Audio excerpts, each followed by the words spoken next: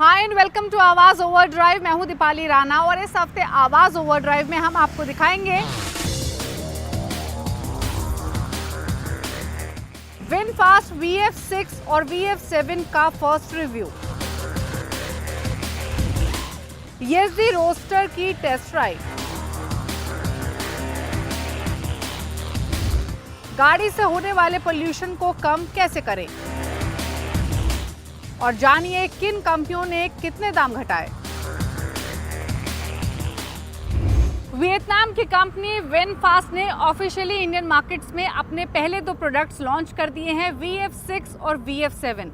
ये दोनों electric SUVs हैं और कॉम्पिटिटिवली प्राइस्ड हैं। लेकिन इस प्राइस रेंज के साथ दोनों गाड़ियों में क्या कुछ मिल रहा है, कंपटीशन के मुकाबले क्या ये अट्रैक्टिव ऑफरिंग है और साथ ही इस लॉन्च के साथ कंपनी क्या कुछ अपने कंज्यूमर्स को ऑफर कर रही है, ये सब बातें जानने के लिए देखिए स्टोरी। ऑटो एक्सपो में पहली झलक दिखाने के बाद ऑफिशियली विनफास्ट ने इंडियन मार्केट्स में एंट्री कर दी है VF6 और VF7 के लॉन्च के साथ। कंपनी ने इनकी प्राइसिंग अट्रैक्टिव रखी है। VF6 की कीमत शुरू होती है 16.49 लाख से, वहीं VF7 की कीमत जो इंट्रोडक्टरी है वो 20.89 लाख है। इंडियन मार्केट्स में इंडियन कस्टमर्स को लुभाने के लिए कंपनी ऑफर्स काफ़ी सारे दे रहे हैं कस्टमर कन्वीनियंस के हिसाब से। यानी अगर कोई भी कस्टमर विनफास्ट की गाड़ियाँ खरीदता है तो काफ़ी सारी चीज़ें उनको मिल रही हैं। पहली बात 10 साल या फिर 2 लाख ड्रिवन पर बैटरी पैक पर वारंटी कंपनी ऑफर कर रही है। 24/7 रोड साइड असिस्टेंस है। टिल जुलाई 2028 फ्री चार्जिंग कस्टमर्स को मिलेगी विनफास्ट की गाड़ियों पर, और इतना ही नहीं 3 साल तक जो मेंटेनेंस है वो भी फ्री मिल रही है। तो ये काफ़ी सारे कस्टमर को लुभाने के लिए कंपनी ने एलिमेंट्स ऐड किए हैं इस लॉन्च के साथ साथ। वियतनाम में तो कंपनी नंबर 1 प्लेयर है 36% मार्केट शेयर के साथ। इंडियन मार्केट को लेकर होप्स काफ़ी हाई हैं। किस तरीके का रिस्पॉन्स मिलेगा वो तो आने वाला टाइम ही बताएगा, लेकिन इन दोनों प्रोडक्ट्स में एक्सटीरियर इंटीरियर या फिर फीचर वाइज आपको क्या मिल रहा है, आइए देखते हैं। VF6 के एक्सटीरियर के साथ शुरुआत करते हैं। तो ये एक SUV है और अगर आप इसकी डिमेंशन देखेंगे उसके बारे में तो आगे बताएंगे, लेकिन फ्रंट में जो डोमिनेटिंग है वो है ये पूरी LED नोज बार। सेंटर में आपको ये विनफास्ट का लोगो मिलता है। नीचे कोम शेप ग्रिल मिल रही है। इसके पीछे काफ़ी सारे रेडार्स और सेंसर्स हैं। प्रोजेक्टर LED हेडलैम्प्स मिल रहे हैं। हॉरिजॉन्टल फॉर्म में LED DRLs दिए गए हैं। फ्रंट में आप देख सकते हैं काफ़ी सेंसर्स और रेडार्स दिए गए हैं। इनफैक्ट इसका जो SUV स्टांस है या फिर क्या मिड साइज क्रॉसओवर SUV के तौर पे दिखाई देती है, क्योंकि डिमेंशंस अगर हम आपको इसकी बताएं तो ये 4.2 मीटर लंबी है। इसकी विड्थ 1.82 मीटर की है, हाइट 1.59 मीटर की, और जो व्हील बेस है वो 2.73 मीटर का है। 18 इंच के अलॉय व्हील्स आपको मिल रहे हैं। हालांकि बाकी मार्केट्स में 19 इंच के व्हील्स आते हैं, लेकिन इंडियन मार्केट्स के हिसाब से इनको चेंज किया गया है। वहीं ग्राउंड क्लियरेंस भी इंडियन मार्केट्स के लिए चेंज किया गया है और इसका ग्राउंड क्लियरेंस 190 मिलीमीटर का है। VF7 देखने में आपको क्लियरली महसूस होगा कि VF6 से बड़ी SUV, इसकी डिमेंशंस भी अकॉर्डिंगली हैं। और अगेन जो इसका पूरा प्रोफाइल है, फेस है, काफ़ी क्लीन है। इटालियन डिज़ाइन की झलक आपको इसमें क्लियरली दिखाई देगी। आपको बता दें टोरिनो डिज़ाइन के साथ मिलकर इसको डेवलप किया गया है विद रिगार्ड्स टू डिज़ाइन और इसकी एक्सटीरियर स्टाइलिंग। अगेन फ्रंट में डोमिनेट करता है ये V face, LED DRL, LED light strip आपको पूरे फेस पर मिलती है। V का लोगो आपको स्टार्टिंग में मिल रहा है। प्रोजेक्टर हेडलैम्प्स हैं। स्कल्पचर्ड बम्पर आपको मिलेगा। कोई ट्रेडिशनल ग्रिल आपको नहीं है क्योंकि ये एक EV है। इंटरेस्टिंग ये है कि अगर आप इसके व्हील्स देखेंगे तो ये 19 इंच के हैं। अगर बाकी कंट्रीज़ की बात करें तो वहाँ 20 इंच के व्हील्स आते हैं। इंडियन मार्केट के हिसाब से इनका साइज़ ये रखा गया है। इसमें भी VF6 की ही तरह 190 मिलीमीटर का ग्राउंड क्लियरेंस मिल रहा है। अब ओवरऑल अगर इसकी डिमेंशंस की बात करें तो इसकी लेंथ 4.5 मीटर की है, विड्थ 1.9 मीटर के आसपास की है, हाइट 1.6 मीटर की है, और व्हील बेस आपको 2.8 मीटर से ज़्यादा का मिल रहा है। तो एक compact to mid size SUV segment में कंपनी इसकी प्लेसमेंट करेगी। पहले बात करते हैं विनफास्ट VF7 की। VF7 5 वेरिएंट्स में आती है, अर्थ, विंड, विंड इन्फिनिटी, स्काई और स्काई इन्फिनिटी। VF7 अर्थ जो कि बेस मॉडल है, इसमें 59.6 किलोवाट एच का बैटरी पैक मिलता है जो 177 HP की पावर और 250 Nm का टॉर्क देता है। ये 10 to 70% चार्ज होने में 24 मिनट्स का टाइम लेती है और इसमें रेंज मिल रही है 432 किलोमीटर्स की, और ये फ्रंट व्हील ड्राइव सेटअप के साथ आती है। वहीं विंड और wind infinity front wheel drive setup के साथ वाले वेरिएंट ही हैं, but with a bigger battery pack. इन दोनों में आपको 70.8 kWh का बैटरी पैक मिलता है और ये 204 एचपी की पावर और 353 Nm का टॉर्क लैंड करता है। इसमें 0 to 100 km/h की जो स्पीड है वो 9.5 सेकंड्स में हासिल हो जाती है और डीसी फास्ट चार्जिंग से ये 10 to 70% चार्ज होने में 28 मिनट्स का टाइम मिलता है। रेंज आपको मिल रही है 532 किलोमीटर्स की। वहीं बात करें स्काई और स्काई इंफिनिटी की, तो ये ऑल व्हील ड्राइव सेटअप के साथ आते हैं और दोनों में ही बिगर यानी 70.8 kWh का बैटरी पैक है। दोनों में ही आपको 353 एचपी की पावर और 500 Nm का टॉर्क मिलता है और ये 0 to 100 km/h की जो स्पीड है वो 5.3 सेकंड्स में हासिल कर लेती हैं। रेंज मिलती है लगभग 510 किलोमीटर की। अब बात करें एक्सटीरियर की, तो VF7 में विनफास्ट का signature V face LED DRL मिलता है फ्रंट में, जिसके नीचे LED हेडलाइट्स मौजूद हैं। वहीं बम्पर में आपको कॉनकेव डिजाइन मिलता है, एयर डैम्स मिलते हैं और एयर डैम्स में ब्रश्ड मेटल ट्रिम्स मौजूद हैं। ओवरऑल प्रोफाइल देखेंगे तो मस्कुलर सरफेसिंग प्रोफाइल है अक्रॉस द बॉडी। साथ ही इसमें फ्लश डोर हैंडल्स मिलते हैं जो इसको एक क्लीन लुक लैंड करते हैं। हालांकि ध्यान देने वाली बात यह है कि इंडियन इक्विप मॉडल में आपको 19 इंच के व्हील्स मिलते हैं और साथ ही इसमें जो ग्राउंड क्लियरेंस है वो भी रेज किया गया है अप टू 190 मिलीमीटर का। वहीं रेयर में आपको एक स्लिम विंड स्क्रीन मिलती है जो कि कनेक्टेड LED टेल लाइट्स के साथ आती है वर्टिकल ओरिएंटेशन के साथ। इंडिकेटर्स हाउएवर हॉरिजॉन्टली प्लेस किए गए हैं और क्लियर ग्लास ट्रीटमेंट काफी दिया गया है। अब बात करते हैं इंटीरियर की, तो VF7 के इंटीरियर में आपको वीगन लेदर अपॉलिस्ट्री मिलती है, 12.9 इंच का टच स्क्रीन मिलता है, wireless phone charger, large fixed glass roof और डुअल जोन क्लाइमेट कंट्रोल मिलता है। इसके अलावा फ्रंट में वेंटिलेटेड सीट्स हैं और पीछे रेक्लाइन होने वाली रेयर सीट्स हैं। केबिन में फिजिकल बटन्स मिनिमम मिलेंगे और ये टिपिकल EV फैशन इसमें दिखाई देता है। ज्यादातर फंक्शंस लार्ज इंफोटेनमेंट यूनिट के थ्रू ऑपरेट होते हैं जो कि ड्राइवर की तरफ टिल्टेड है। इंटरेस्टिंग ये है कि ट्रेडिशनल ड्राइवर डिस्प्ले को रिप्लेस करता है इसमें हेड्स अप डिस्प्ले। हालांकि काफी सारे फीचर्स ऐसे हैं जो कि वेरिएंट टू वेरिएंट डिफर करते हैं। अब बात करें सेफ्टी की, तो VF7 में आपको 7 एयरबैग्स स्टैंडर्ड मिलते हैं, रेडार बेस्ड एडास सूट मिलता है विद लेवल 2 ऑटोनोमस फीचर्स।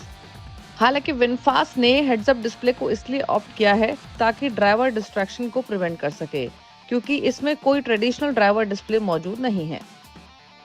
अब बात करते हैं VF6 की, तो ये 3 वेरिएंट्स में आपको मिलती है, अर्थ, विंड, विंड इन्फिनिटी।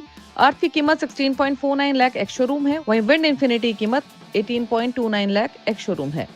अगर आउटसाइड की बात करें तो VF6 डिस्टिंक्टिवली स्टाइल्ड SUV है। इसमें फ्रंट में आपको फुल विड्थ LED DRL मिलता है, एक स्ट्रिप मिलती है फ्रंट और रेयर दोनों में ही जो कि विनफास्ट के एम्बलम्स की तरफ एंगल्ड है। इसमें आपको generous plastic cladding all around मिलती है, स्लोपिंग रूफ लाइन है और 18 इंच के अलॉय व्हील्स इसमें मौजूद हैं। डिमेंशंस की बात करें तो VF6 लगभग 4.2 मीटर लंबी है, 1.8 मीटर के आसपास की इसके विड्थ है और 1.5 मीटर ये टॉल है और इसमें 2730 मिलीमीटर का व्हील बेस होने के साथ 190 मिलीमीटर का ग्राउंड क्लियरेंस है। गाड़ी के अंदर देखेंगे तो VF6 में आपको मिनिमलिस्टिक डिजाइन या एलिमेंट्स मिलेंगे। इसमें लार्जर 12.9 इंच का free standing infotainment touch screen है। ड्राइवर के लिए कोई डिजिटल डिस्प्ले नहीं है और ना ही कोई इंस्ट्रूमेंट क्लस्टर है। हालांकि इस काम के लिए VF6 में आपको हेड्स अप डिस्प्ले मिलता है। VF6 के फीचर्स की बात करें तो ये क्वाइट पैक्ड है, पेनोमिक ग्लास रूफ, 8 तरीके से ड्राइवर सीट का एडजस्टमेंट, केबिन में एयर फिल्टर तो मिलता है ही, साथ ही 8 speaker sound system, wireless charger, ventilated front seats, dual zone climate control के साथ wireless Apple CarPlay, Android auto मौजूद है। इसके अलावा इसमें वीगन लेदर अपॉलिस्ट्री मिलती है, कनेक्टेड कार टेक है।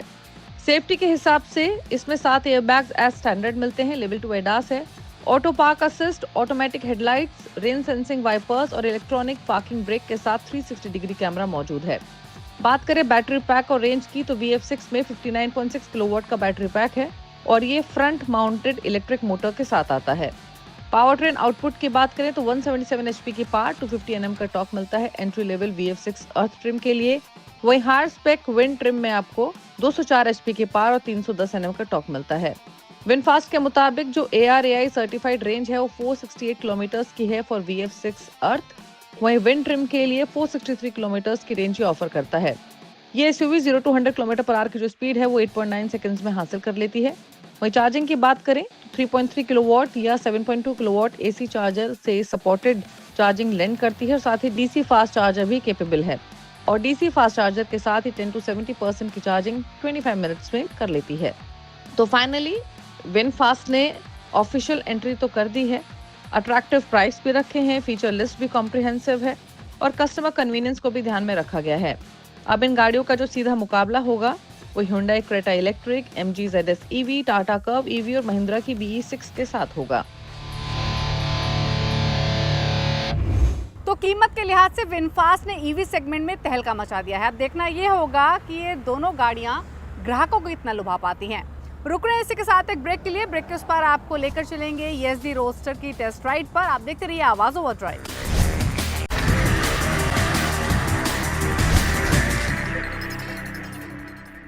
ब्रेक के बाद आपका स्वागत है। आप देख रहे हैं आवाज ओवरड्राइव।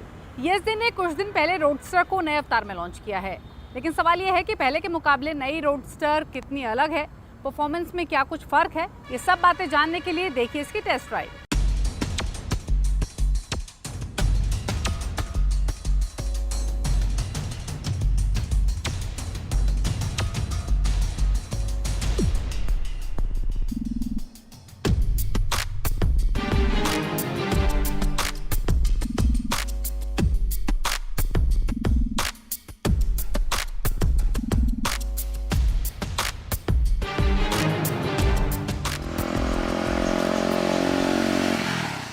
कुछ मशीनें मोबिलिटी के लिए नहीं बनी होती हैं, बल्कि वो रोमांच के लिए होती है, आपके रूह को छूने के लिए होती है। और मैं हूँ इस हसीन लेविस्टा के कॉफ़ी स्टेट में और मेरे साथ है HD की नई रोडस्टर। जी हाँ, और कीमत है 1,93,000 से 2,08,000 रुपया। और जो प्राइस में बताया आपको, ये GST घटने के बाद इसकी प्राइस है। HD की नई रोडस्टर में सिर्फ कॉस्मेटिक बदलाव या फिर कुछ अपडेट वर्जन नहीं है, बल्कि ये पूरी तरह से नई बाइक है। चाहे वो इंजन के मामले में हो, चाहे वो फ्रेम के मामले में हो, सीट के मामले में हो या फिर टेक फीचर्स के मामले में हो। मैं बता दूं, जो इसकी स्टाइलिंग है बिल्कुल पहले की तरह रखा गया है, उसी स्टाइल उसी डिजाइन लैंग्वेज में, लेकिन सब कुछ नया है। इंजन, जो आप इंजन देख रहे हैं, ये पूरी तरह से नया इंजन है और इसमें अल्फा 2 इंजन लगाया गया है। इंजन की कैपेसिटी है 334 सीसी, पावर आउटपुट 28.8 bhp और टॉर्क काफ़ी बेहतर है, 29.6 न्यूटन मीटर है। और ये इंजन 6 स्पीड गियर के सहारे काम करता है और इसमें असिस्ट स्लीपर क्लच भी दिया गया है। और मैं बता दूं कि जो इसका इंजन है, जो इसका गियर रेशियो है, उसको काफ़ी बेहतरीन तरीके से डिज़ाइन किया गया है, ताकि आपको first gear, second gear, third gear में आपको ढेर सारा जो आपको टॉर्क मिलता है वो इससे मिलता है। नहीं, जो इनिशियल स्टेज में एक राइडर को जो पुलिंग पावर मिलना चाहिए था, वो इसमें आपको मिलता है। जो इसका सीट आप देख रहे हैं, ये ड्यूल सीट है, लेकिन इससे आप आसानी से सोलो सीट में कन्वर्ट कर सकते हैं। जो इसका हैंडल बार देख रहे हैं, वो थोड़ा सा वाइडर है, ताकि आप इसे सिटी हो या फिर हाईवे, दोनों जगह आप इससे आसानी से किसी भी रास्ते में स्मूथली चला सकें। और नई HD रोडस्टर में आपको राउंड शेप में आपको एकदम क्लासिकल अंदाज में स्पीडोमीटर दिया गया है, जो पूरी तरह से डिजिटल है। और इसमें ही आपको 2 राइड मोड मिलते हैं, एक है इको और दूसरा है आपका पावर। और उसको सेलेक्ट करने के लिए यहाँ पर एक एम करके बटन दिया गया है, जिसको आप 5 सेकेंड सेलेक्ट करके आप चेंज कर सकते हैं। और इसमें सारे इन्फॉर्मेशन डिस्प्ले होते हैं जो आपको चाहिए होता है, चाहे स्पीड हो, फ्यूल हो, गियर इंडिकेटर हो या फिर ट्रिप 1, ट्रिप 2 ओडोमीटर और टाइम।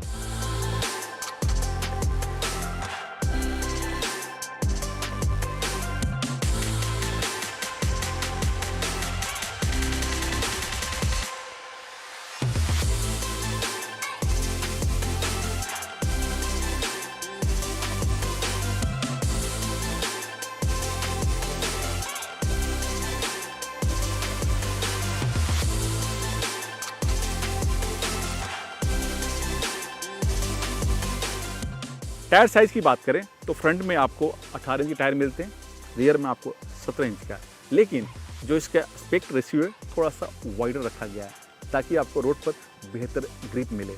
और इस सेगमेंट में किसी भी बाइक में इस तरह का इतना वाइडर टायर आपको नहीं मिलेगा। दूसरा, जो इसका स्विंग आर्म है थोड़ा सा वाइडर रखा गया, क्योंकि इसका टायर वाइडर है। और ये आप पीछे का पोर्शन देख रहे हैं, इसका वो पूरी तरह से नया डिज़ाइन किया गया है। और यहाँ पर एक हगर भी दिया गया, लेकिन हगर वो आपको एक्सेसरीज के तौर पर आपको मिलेगा। नई रोस्टर की जो हाइट है सीट की वो काफ़ी बेहतर है। छोटे जो कद के लोग हैं वो भी आसानी से इसे चला सकते हैं।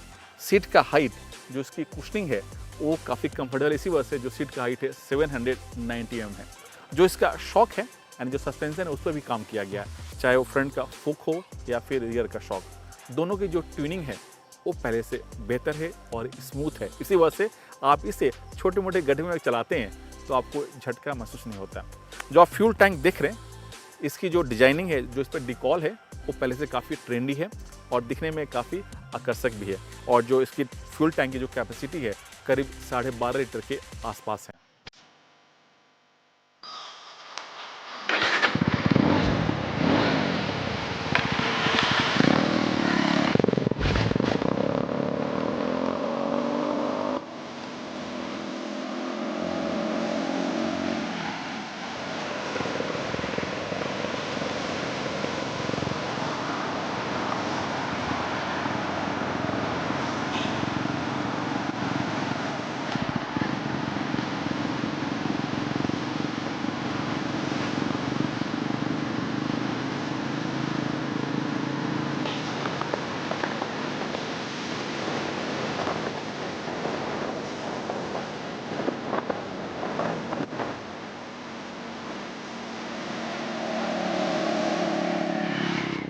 परफॉर्मेंस की बात करें तो नई रोस्टर की जो परफॉर्मेंस है वो कमाल की है। ये निम्बल है, ये टॉर्की है और ये स्मूथ भी है। जब आप इसको 60-80 में चलाएंगे तो ये बाइक बहुत स्मूथ चलती है। और जैसे ही आपको टॉर्क चाहिए होता है इनिशियल स्टेज में, अगर आप हिल एरिया में चला रहे हैं तो इसमें आपको बेहतरीन टॉर्क भी मिलता है। और मैं बता दूं कि ये निम्बल भी रहती है चलाते वक्त। और जो इसका ब्रेकिंग सिस्टम है वो कमाल का है। और इसके पीछे वजह है कि ड्यूल चैनल ABS होना।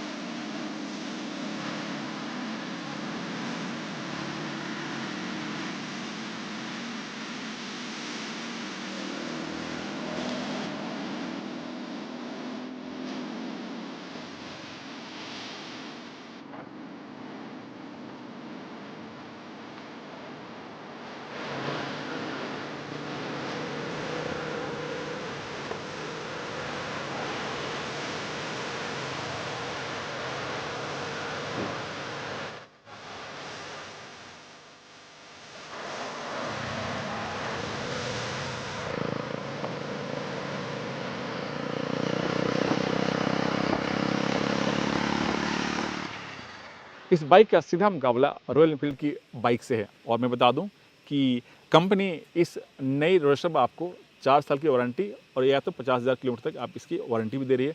और चाहें तो आप कुछ पैसा दे करके एक्सटेंडेड वारंटी भी आप ले सकते हैं। रही बात कि इसे लेनी चाहिए या नहीं, तो मेरा मानना है कि अगर आप क्लासिक बाइक के फ़ैन हैं और आपको वही HD रोस्टर चाहिए उसी अंदाज में, उसी डिज़ाइन लैंग्वेज में, लेकिन पावर और टॉर्क टेक फीचर्स मॉडर्न हो, तो आपके लिए एक बेहतरीन बाइक हो सकता है, खासकर प्राइस, फीचर्स और डिज़ाइन के मामले में।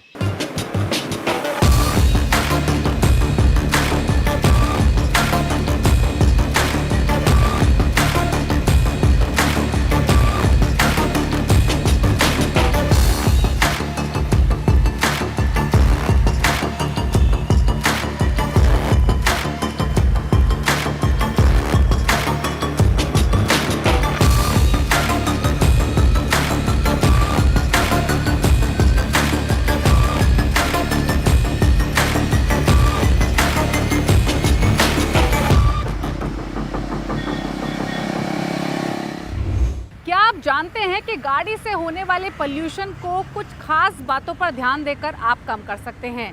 तो कौन से हैं वो खास टिप्स जिन्हें फॉलो करके आप अपनी गाड़ी से होने वाले पोल्यूशन को कम कर सकते हैं? जानने के लिए देखिए हमारा खास segment tip of the week. गाड़ी की ट्यूनिंग सही नहीं होने या इंजन में खराबी आने से परफॉर्मेंस के साथ माइलेज पर भी असर पड़ता है। जब आपकी गाड़ी माइलेज कम देने लगे तो आप समझ लें कि गाड़ी पॉल्यूशन ज्यादा कर रही है। इसलिए गाड़ी की तय समय पर सर्विस करवाएं और जैसे ही माइलेज में गिरावट आए तुरंत उसकी जांच करवाएं। गाड़ी के इंजन की परफॉर्मेंस इंजन की लाइफ और पॉल्यूशन इंजन ऑयल पर निर्भर करती है। कई बार इंजन में बार बार ऑयल लेवल कम होने लगता है क्योंकि सही इंजन ऑयल का इस्तेमाल नहीं होता। इसलिए जरूरी है कि कार कंपनी जो रिकमेंड करे वही इंजन ऑयल डलवाएं। आजकल सभी ऑटो कंपनियां गाड़ी की इंजन क्षमता के हिसाब से इंजन ऑयल तय करती हैं, जैसे पेट्रोल इंजन के लिए अलग और डीजल इंजन के लिए अलग। आजकल सभी गाड़ियों के साइलेंसर में कैटालिटिक कन्वर्टर लगे होते हैं। कैटालिटिक कन्वर्टर में पॉल्यूशन को रोकने के लिए सिलिकॉन रॉड्स होते हैं। इनके खराब हो जाने से गाड़ी का पॉल्यूशन का लेवल बढ़ जाता है क्योंकि साइलेंसर की भी लाइफ होती है। साथ ही कई बार कुछ लोग लाउड आवाज के लिए बाहर से साइलेंसर लगवाते हैं, उससे भी पॉल्यूशन बढ़ता है। इसलिए ये जरूरी हो जाता है कि तय समय पर साइलेंसर बदलवा दें और साइलेंसर से छेड़छाड़ ना करें। आपकी गाड़ी पॉल्यूशन कितना दे रही है, इसके लिए समय समय पर पॉल्यूशन चेक करवाएं। वैसे नियम के मुताबिक हर 3 महीने में पीयूसी चेक करना अनिवार्य है। गाड़ी का पॉल्यूशन लेवल तय सीमा से ज्यादा हो तो सर्विस सेंटर में इसकी जांच करवा लें। इससे गाड़ी की परफॉर्मेंस पर भी असर पड़ता है। आवाज ओवरड्राइव में वक्त हो गया एक ब्रेक का। ब्रेक के उस पर आपको दिखाएंगे वो तमाम खबरें जो इस हफ्ते ऑटो जगत में सुर्खियों में रही। ब्रेक के बाद आपका स्वागत है। आप देख रहे हैं आवाज ओवरड्राइव और यहाँ से सीधे रुक करते हैं उन तमाम खबरों का जो इस हफ्ते ऑटो जगत में सुर्खियों में रही। ऑटो इंडस्ट्री में इस हफ्ते कई खबरें सुर्खियों में रही, लेकिन जो पहली खबर है टीवीएस मोटर की तरफ। जी हाँ, कंपनी अपनी अपाचे ब्रांड की 20वीं सालगिरह के मौके पर अपाचे RTR 160 और अपाचे RTR 200 का नया वेरिएंट लॉन्च किए और इस नए वेरिएंट में आपको कई नए अपडेटेड फीचर्स भी जोड़े गए हैं, जैसे deep projector headlamp, LED turn indicator, 5 inch का TFT स्क्रीन, साथ ही उसमें ब्लूटूथ कनेक्टिविटी और वॉइस असिस्ट जैसे फीचर्स भी इसमें दिए गए और इसके साथ ट्रैक्शन कंट्रोल और असिस्ट स्लीपर क्लच भी इसमें आपको मिलता है। और इसकी जो एक शोरूम कीमत है अपाचे RTR 160 1,28,000 से 1,27,000 रुपया, जबकि जो अपाचे RTR 200 उसकी कीमत है 1,53,000 से 1,59,000 रुपया। और मैं बता दूं कि साल 2005 में पहली बार अपाचे ब्रांड से कंपनी 150cc वाली बाइक लॉन्च की थी और अभी तक पूरे 20 साल में करीब 65 लाख अपाचे नाम से बाइक बेच चुकी हैं।